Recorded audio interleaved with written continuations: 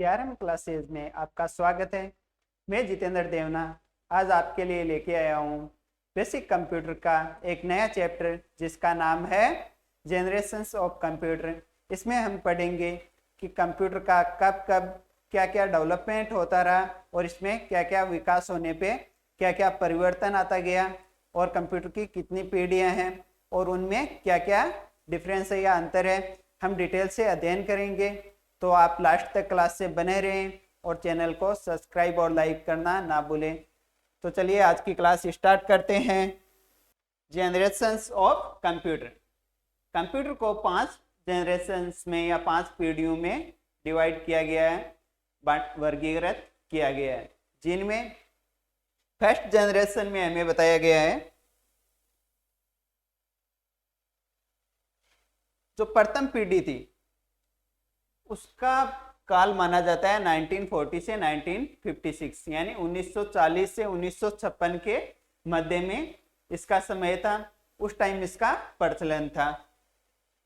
तो ये जो अपने कंप्यूटर थे इनमें जो इलेक्ट्रॉनिक सर्किट यूज होते हैं अभी प्रेजेंट के कंप्यूटर्स में, उनकी जगह इलेक्ट्रॉनिक सर्किट की जगह इनमें हुआ था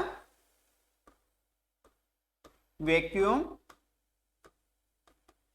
ट्यूब्स का इस्तेमाल हुआ था। अब बात आती है कि वैक्यूम ट्यूब्स की खोज किसने की थी। वैक्यूम ट्यूब्स की खोज की थी जॉन एम्ब्रिंग फ्लेमिंग ने।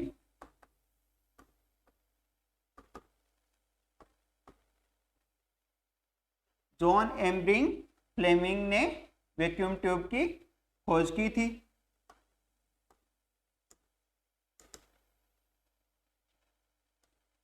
इसको याद कर लेना, एक जीके की तरफ से महत्वपूर्ण क्वेश्चन हो सकता है। इनमें और क्या क्या यूज में होता था। जहां पर अभी प्रेजेंट के कंप्यूटर्स में अपने मेमोरी यूज होती है, उस टाइम मेमोरी की जगह क्या यूज में लेते थे या रिकॉर्ड करने के लिए मैग्नेटिक डिस्क ड्रम को यूज में लेते थे। इनमें मैग्नेटिक ड्रम का इस्तेमाल हुआ था जो अपनी फर्स्ट जनरेशन थी उनमें। इन कंप्यूटर्स का आकार था, साइज थी वो बहुत बड़ी थी। लगभग ये देख लो एक अपने 40 बाई 30 का रूम हो उस आकार के ये कंप्यूटर थे। इनका जो इंस्टॉलेशन था वो बहुत ही महंगा था क्योंकि ये बहुत बड़ा था। और इसके बारे में देखें तो ये अपना कंप्यूटर था वो बहुत ही बड़ा आकार था और बहुत ही बड़ा आकार है, ज्यादा पार्ट्स इस्तेमाल हो रहे हैं तो क्या होगा, एनर्जी की या ऊर्जा की आवश्यकता ज्यादा होगी। और ज्यादा ऊर्जा की आवश्यकता होगी तो क्या होगा, हीट भी ज्यादा जनरेट होगी, हीट भी ज्यादा होगी। और कंप्यूटर पार्ट्स क्या होते थे उस जनरेशन में, जल्दी गर्म हो जाते थे। अब इनको ठंडा करने के लिए कूलिंग सिस्टम लगाया जाता था। इनका आकार था वो बहुत बड़ा था।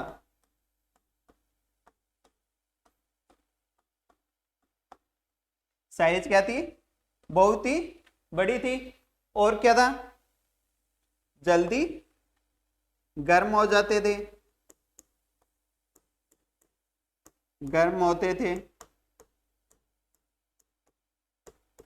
और क्या था इनमें, ऑपरेट करने के लिए या चलाने के लिए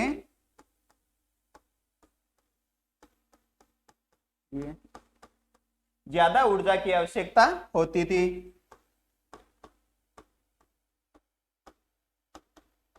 ज्यादा ऊर्जा की आवश्यकता होती थी।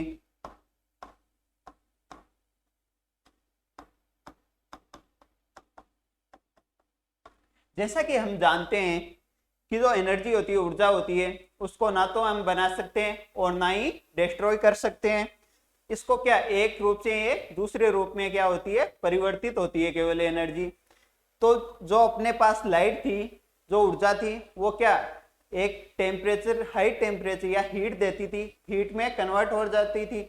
और ज्यादा ऊर्जा की आवश्यकता होती तो ज्यादा ऊर्जा ज्यादा हीट उत्पन्न करती, और ज्यादा हीट उत्पन्न होती तो पार्ट्स ज्यादा गर्म होते, और ज्यादा गर्म होते तो कूलिंग सिस्टम की आवश्यकता पड़ती, यानी बार बार इन्हें क्या करना पड़ता था,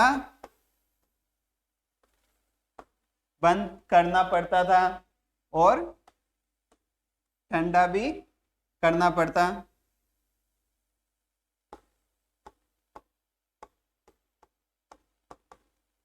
या बोले तो कूलिंग सिस्टम की आवश्यकता होती, कूलिंग सिस्टम की आवश्यकता होती थी।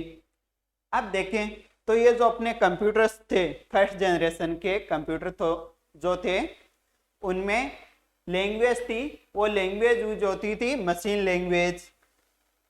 कौन सी लैंग्वेज यूज होती थी, यानी लैंग्वेज यानी भाषा, कौन सी भाषा यूज होती थी इनमें, मशीन लैंग्वेज या मशीनी भाषा।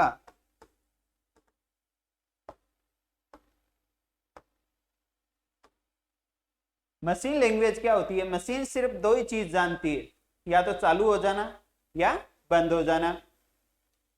और जो अपने पास मशीन लैंग्वेज होती है वो कौन सी होती है, बाइनरी लैंग्वेज या बाइनरी कोडिंग, 0 और 1, मतलब 2 डिजिट ही होती है इसमें, 0 और 1। अगर सिस्टम बंद है कोई भी तो उसका मतलब क्या होता है, 0, और चालू है तो 1। जैसे अपने घर में यूज होने वाले स्विच को देख लो, बंद होता है उसका मतलब 0, चालू होता है 1। इसी प्रकार इनमें पार्ट्स चालू या बंद के आधार पे इनकी जो लैंग्वेज थी क्या थी, 0 और 1। इसी के आधार पे इन्हीं कोड को चेंज करके अपनी भाषा में चेंज करना पड़ता। तो ये बहुत ही मुश्किल काम था और इनको अपनी लैंग्वेज में मतलब बहुत कम ट्रांसफर कर पाते थे। जो इसके बारे में नॉलेज रखते थे सिर्फ वही इसे कन्वर्ट कर पाते थे। अब इन जो फर्स्ट जनरेशन के कंप्यूटर थे उनके एग्जाम्पल्स देखे तो फर्स्ट जनरेशन में कौन कौन से कंप्यूटर थे, तो इसके एग्जाम्पल है UNIVAC, UNIVAC first, ENIAC first, ENIAC. ये जो कंप्यूटर थे वो अपने फर्स्ट जनरेशन के एग्जाम्पल है। इसका आप स्क्रीनशॉट ले लो और सेव कर लो। अब देखते हैं अपन सेकेंड जनरेशन कंप्यूटर की, जिसमें फर्स्ट जनरेशन के जो कंप्यूटर थे उसमें क्या क्या चेंजेस किए जिससे सेकेंड जनरेशन आई। तो चलिए देखते हैं सेकेंड जनरेशन के बारे में। जो अपनी सेकेंड जनरेशन थी उसके कंप्यूटर का आकार छोटा था, क्योंकि टेक्नोलॉजी बढ़ी थी, धीरे धीरे टेक्नोलॉजी बढ़ ही रही थी। इनका आविष्कार है, इनका काल है द्वितीय पीढ़ी का, वो रहता है 1956 से 1964 के मध्य ये यूज होते थे। इसमें क्या हुआ था कि जो अपने फर्स्ट जनरेशन के कंप्यूटर थे उनमें हम वैक्यूम ट्यूब को यूज में लेते थे, और इसमें वैक्यूम ट्यूब की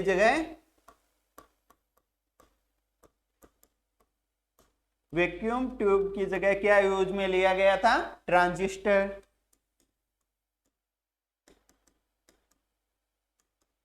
ट्रांजिस्टर का प्रयोग किया तो क्या था कि जो अपने पास ट्रांजिस्टर इन्होंने यूज में लिया उसका साइज वैक्यूम ट्यूब की तुलना में छोटा था, और वैक्यूम ट्यूब की तुलना में छोटे थे तो क्या हुआ, जो अपने पास कंप्यूटर था फर्स्ट जनरेशन का उसमें छोटी साइज के ट्रांजिस्टर लगा दिए गए, ट्रांजिस्टर वैक्यूम ट्यूब की तुलना में, तो आकार भी क्या हुआ, घटेगा। तो क्या होगा, सेकेंड जनरेशन के कंप्यूटर उनकी फर्स्ट जनरेशन की तुलना में आकार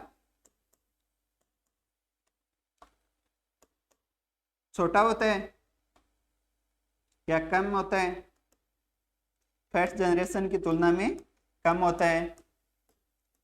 जो इन्होंने ट्रांजिस्टर यूज में लिए थे वो ट्रांजिस्टर क्या थे, एक तो आकार में छोटे थे, वैक्यूम ट्यूब की तुलना में आकार में छोटे थे, और क्या था, सस्ते भी थे और इनकी जो स्पीड थी, कार्य करने की स्पीड थी, वो भी क्या थी, गति या स्पीड वो भी ज्यादा थी, वैक्यूम ट्यूब की तुलना में ज्यादा स्पीड या गति या कार्य क्षमता इनकी ज्यादा थी। तो और देखते हैं इसमें, जो अपने पास ट्रांजिस्टर इन्होंने लिए, वैक्यूम ट्यूब क्या था, बड़ा था और वो थोड़ा हीट ज्यादा उत्पन्न करता था। ये ट्रांजिस्टर का उपयोग करने के कारण फर्स्ट जनरेशन की तुलना में कम हीट देते थे, कम हीट देते थे। इनमें क्या हुआ था कि इन जो अपने कंप्यूटर थे, इनमें असेंबली भाषा का यूज होने लग गया था। जो निम्न स्तर की असेंबली भाषा थी उसका यूज हुआ था।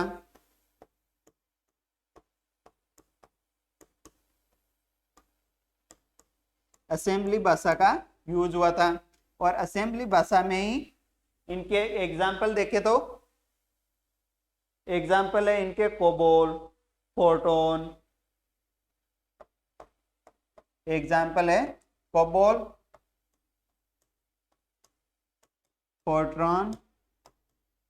ये एग्जाम्पल्स है वो है लैंग्वेज के या असेंबली भाषा के जो सेकेंडरी जनरेशन में अपने यूज हुए थे। अब जो ये कंप्यूटर है, इनके एग्जाम्पल देखें कि जो अपने सेकेंड जनरेशन थी उसके कंप्यूटर का एग्जाम्पल देखेंगे। उस टाइम कौन से यूज में आते थे, उस टाइम आते थे IBM 1400 सीरीज वाले, IBM 1400, IBM 1408, ऐसे IBM 1400 सीरीज वाले कंप्यूटर्स यूज में आते थे। ये हो गई अपनी सेकेंड जनरेशन। इसका आप स्क्रीनशॉट ले लीजिए और सेव कर लीजिए। तो अपने पास ये ट्रांजिस्टर यूज में हुए थे, ये भी लिख लेना। इन ट्रांजिस्टर की डिस्कवरी या खोज किसने की थी, इनकी खोज की थी विलियम शॉकले ने। किसने की थी, विलियम शॉकले ने। विलियम शॉकले ने ट्रांजिस्टर की खोज की थी। अपने जो थर्ड जनरेशन आई थी सेकंड से, इस सेकंड जनरेशन में कुछ डेवलपमेंट होके तो वो आई थी। उस समय अपने कंप्यूटर क्या थे, चरम पे थे या कंप्यूटर का निर्माण सही होने या डेवलप होने लगे थे। तो चलिए देखते हैं उनमें क्या क्या इसमें चेंज आया जिसके कारण वो कंप्यूटर बनने लगे। इस कंप्यूटर को देखें तो ना कोई मॉनिटर है, ना कोई ऑपरेटिंग सिस्टम है, ना कीबोर्ड है। तो उसमें क्या क्या चेंज हुआ था और कैसे कंप्यूटर बना था आधुनिक युग का, तो चलते देखते हैं। जो थर्ड जनरेशन थी उसका जो काल माना जाता है वो है 1964 से 1971, यानी 1964 से 1971 के बीच में इनका काल माना जाता है। ये कंप्यूटर थे, इनमें क्या यूज में हुआ था कि जो ट्रांजिस्टर थे, अपने पास जो ट्रांजिस्टर्स थे वो बहुत असंख्य संख्या में लगे हुए थे उसमें। लेकिन इसमें क्या, ट्रांजिस्टर्स को क्या एक सिलिकॉन चिप में फिट किया गया था। इसमें क्या किया गया, ट्रांजिस्टर्स को या ट्रांजिस्टरों को सिलिकॉन चिप में व्यवस्थित किया गया।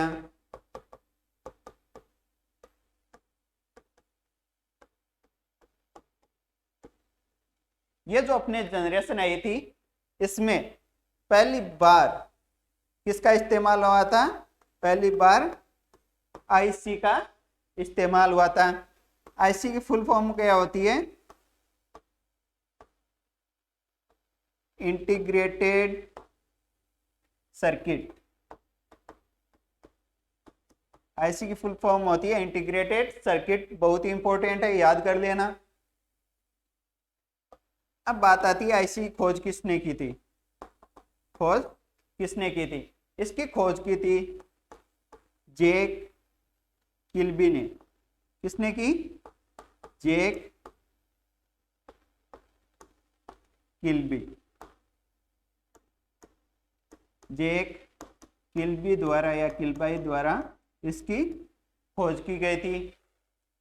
जब इसमें ट्रांजिस्टर थे उनको सिलिकॉन चिप में फिट किया गया तो इनका आकार क्या हुआ? आकार घटा या आकार छोटा हुआ।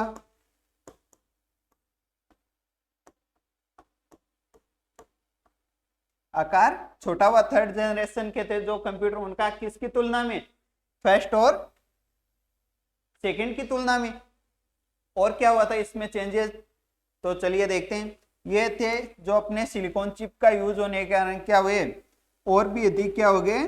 फास्टर हो गए, या प्रोसेसिंग थी इनकी वो और अधिक फास्ट हो गई।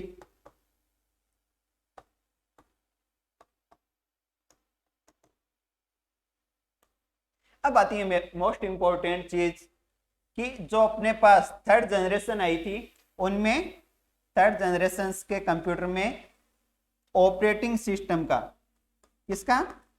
टाइम शेयरिंग ऑपरेटिंग सिस्टम का इस्तेमाल हुआ था।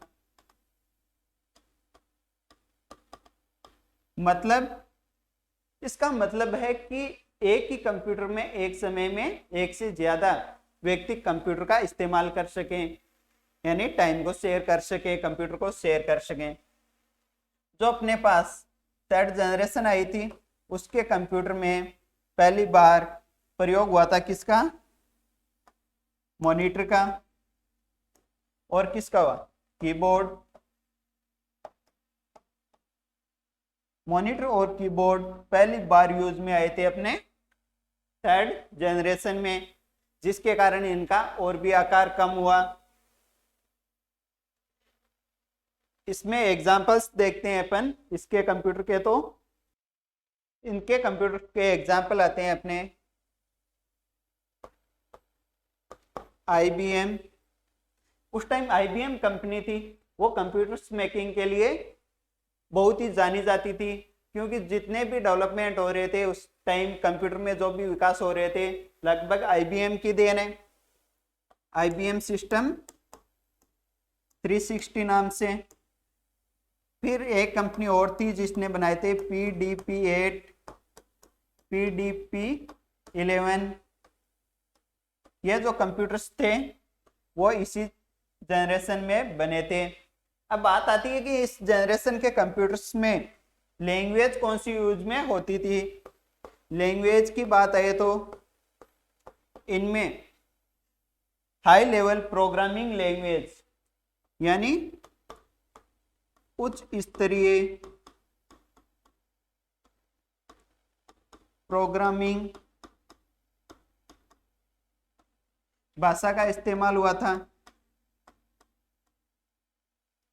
अब उच्च स्तरीय प्रोग्रामिंग लैंग्वेज है, उसके एग्जांपल्स देखें तो कौन कौन सी भाषा यूज में हुई थी। इनमें आई थी पास्कल और बेसिक का इस्तेमाल हुआ था इन लैंग्वेज का। तो आप इसका एक बार स्क्रीनशॉट ले लीजिए, सेव कर लीजिए थर्ड जनरेशन को। ये होगी अपनी तृतीय पीढ़ी, स्क्रीनशॉट ले लीजिए इसका।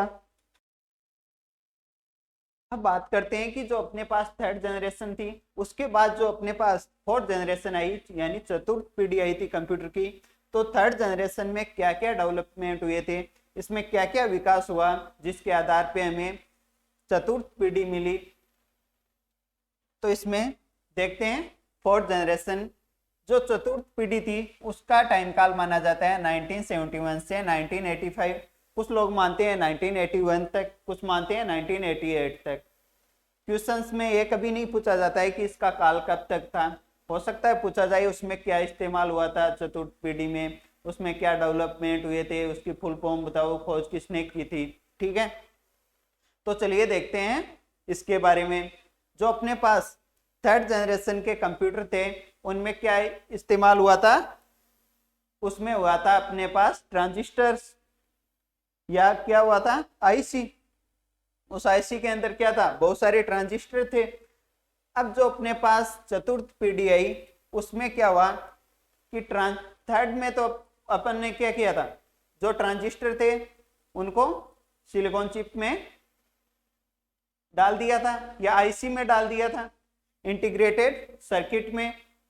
लेकिन अपने जो आईसी थी उसको चेंज किसने कर दिया था, उस आईसी को चेंज कर दिया था माइक्रो प्रोसेसर ने। इसमें माइक्रो प्रोसेसर का इस्तेमाल हुआ।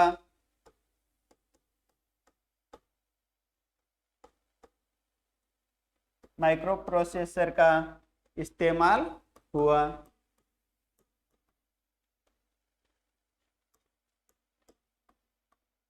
माइक्रो प्रोसेसर के अंदर क्या किया गया कि जो अपने पास आईसी थी उन खूब सारे इंटीग्रेटेड सर्किट को माइक्रो प्रोसेसर के अंदर फिट कर दिया गया। मतलब खूब सारी आईसीज को मिला के एक सर्किट बनाया जिसे बोला माइक्रो प्रोसेसर। इसे बोलते हैं, इस क्रिया को VLSI, यानी VLSI का यूज हुआ था। शॉर्ट में ऐसा ही लिखा हुआ आ सकता है। VLSI क्या होता है, very large scale integration. Very large scale integration VLSI की फुल फॉर्म होती है। मतलब क्या है, जो अपने पास ट्रांजिस्टर्स थे उनको किस में फिट किया गया था, आईसी में। अब आईसी को, बहुत सारी आईसी को कर दिया गया माइक्रो प्रोसेसर में फिट, तो इसको बोलने लगे VLSI बोलने लगे। माइक्रो प्रोसेसर के यूज के कारण और क्या हुआ, इसमें इसका आकार भी और छोटा हुआ।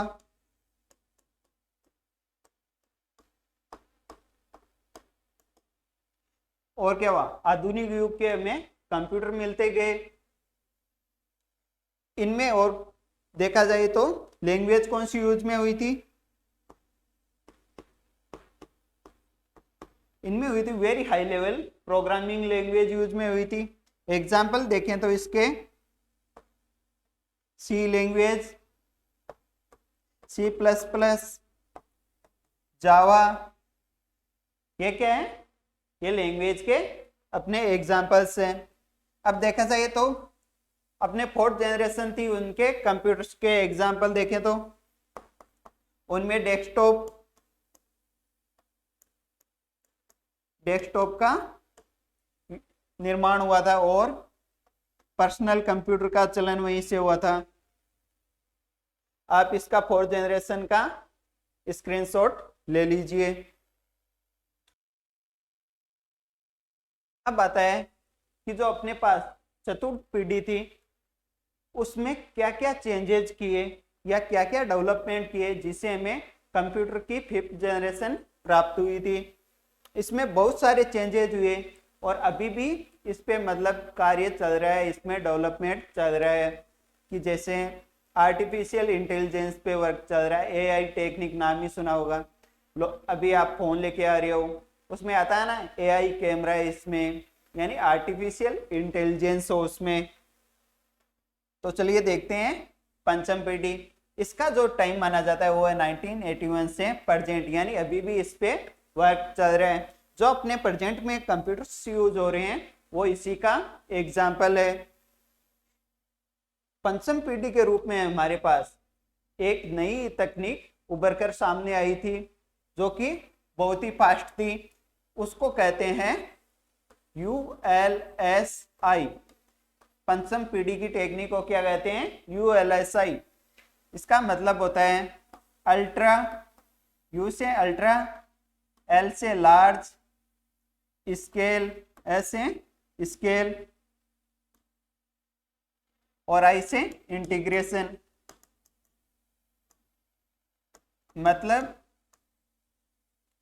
मतलब यही है कि जो अपने पास माइक्रो प्रोसेसर था उसमें भी बहुत ज्यादा डेवलपमेंट किया गया और एक माइक्रो प्रोसेसर में एक माइक्रो प्रोसेसर में लगभग 10 लाख इंटीग्रेटेड सर्किट को फिट किया गया, जिससे इनका आकार भी छोटा हुआ, प्रोसेसिंग भी बहुत फास्ट हुई और ये आधुनिक युग के कंप्यूटर बन गए। ये जो अपने 5th जनरेशन के कंप्यूटर है, ये है AI बेस्ड कंप्यूटर। AI मतलब आर्टिफिशियल इंटेलिजेंस। जैसे कि ह्यूमन में यानी मनुष्य में इंटेलिजेंस होती है, वो तो क्या होती है, नेचुरल होती है, भगवान की दी हुई होती है। साइंटिस्ट क्या कर रहे हैं कि एक वैसी इंटेलिजेंस बना रहे हैं जो मनुष्य की तरह सोचें, समझें और कार्य करें। तो उसको क्या कहा गया, आर्टिफिशियल यानी कृत्रिम रूप से बनाई गई इंटेलिजेंस यानी बुद्धि। तो ये जो टेक्निक उभर के आई है, ये मनुष्य के लिए फायदेमंद भी है और नुकसानदायक भी है।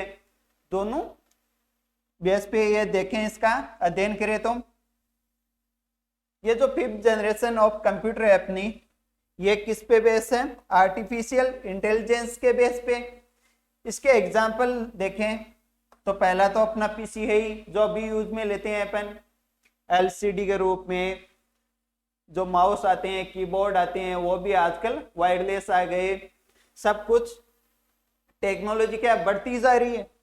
और क्या हुआ, इसका एग्जाम्पल देखें तो एक रोबोट जो आर्टिफिशियल इंटेलिजेंस पे बेस है। ये रोबोट्स आपकी भाषा समझने में भी सक्षम होते हैं और भाषा समझ के जो अपन इनको बोलते हैं उस पे ये वर्क भी करने में सक्षम होते हैं।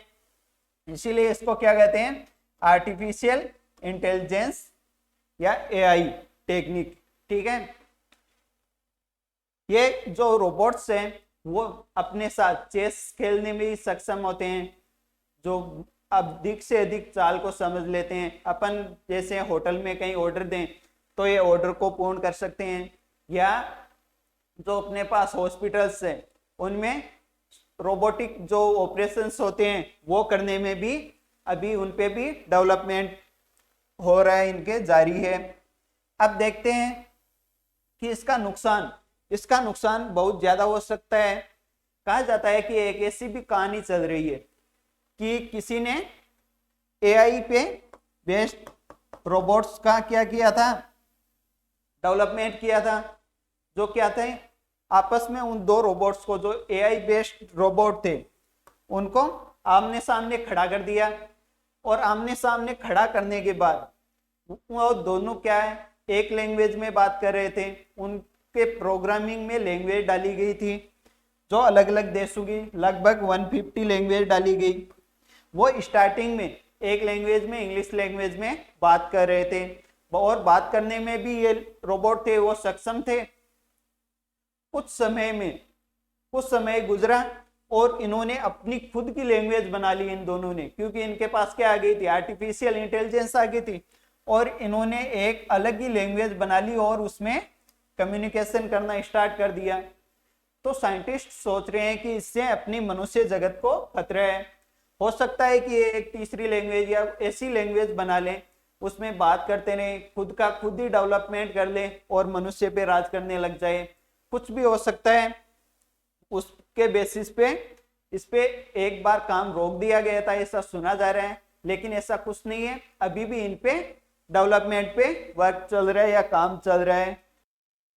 चलो तो अब हम अध्ययन करते हैं जो अपन ने 5 जनरेशंस पढ़ी, उनका कंपेरेटिव अध्ययन करते हैं, यानी उन पे कंपैरिजन करके देखते हैं।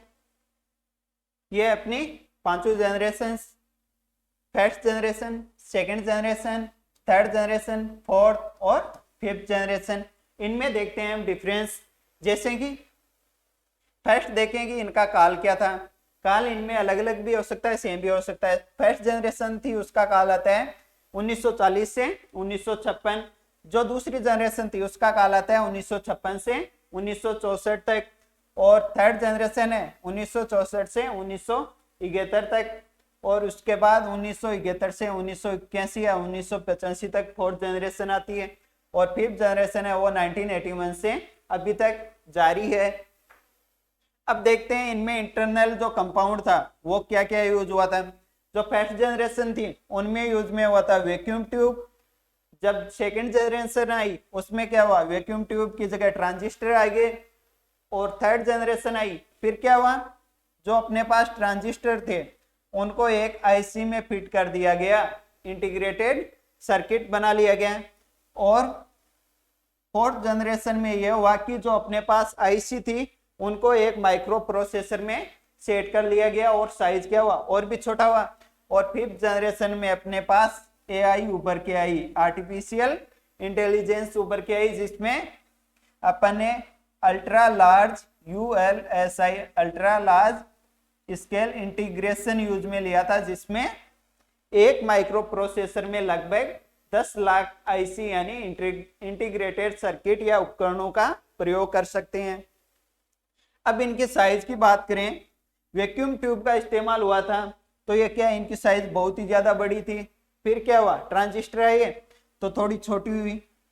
फिर क्या हुआ, इंटीग्रेटेड सर्किट यानी आईसी का इस्तेमाल हुआ तो बहुत ज्यादा छोटी हो गई। माइक्रो प्रोसेसर आए तो क्या हुआ, माइक्रो कंप्यूटर का निर्माण हो गया। और माइक्रो कंप्यूटर हमने पिछली क्लास में पढ़ा है, अगर आपने नहीं पढ़ा तो आप टाइप्स ऑफ कंप्यूटर पढ़ सकते हैं, जिनमें अपन ने पढ़ा था माइक्रो कंप्यूटर कौन कौन से, लैपटॉप, डेस्कटॉप, पाम टॉप, ये सभी पढ़े थे। और जो अपने फिफ्थ जनरेशन है उनमें टीनी कंप्यूटर्स यानी बहुत ही छोटे स्मॉल पाम टॉप हो गया, इन कंप्यूटर्स का डेवलपमेंट हुआ था। फिर आती है इनमें स्टोरेज डिवाइस यानी स्टोरेज करने के लिए, मेमोरी के लिए क्या क्या यूज में होता था। स्टार्टिंग में मैग्नेटिक टेप या मैग्नेटिक ड्रम का इस्तेमाल हुआ था। सेकंड जनरेशन में भी यही था और थर्ड में भी यही था। तीनों जनरेशन में मैग्नेटिक टेप या मैग्नेटिक ड्रम का इस्तेमाल हुआ था। फिर जो अपनी फोर्थ जनरेशन आई उसमें हार्ड डिस्क और फ्लॉपी डिस्क का इस्तेमाल होने लग गया था। उसके बाद फिफ्थ जनरेशन आई, उसमें हार्ड डिस्क और फ्लॉपी के साथ साथ ऑप्टिकल स्टोरेज भी यूज में लेने लग गए थे। फिर आता है इनमें प्रोग्रामिंग लैंग्वेज कौन कौन सी यूज में होती है। प्रोग्रामिंग लैंग्वेज थी इनकी, स्टार्टिंग में तो मशीन लैंग्वेज थी, कोई प्रोग्रामिंग लैंग्वेज नहीं थी, जो कि बाइनरी कोडिंग 0 और 1 पे बेस्ड थी।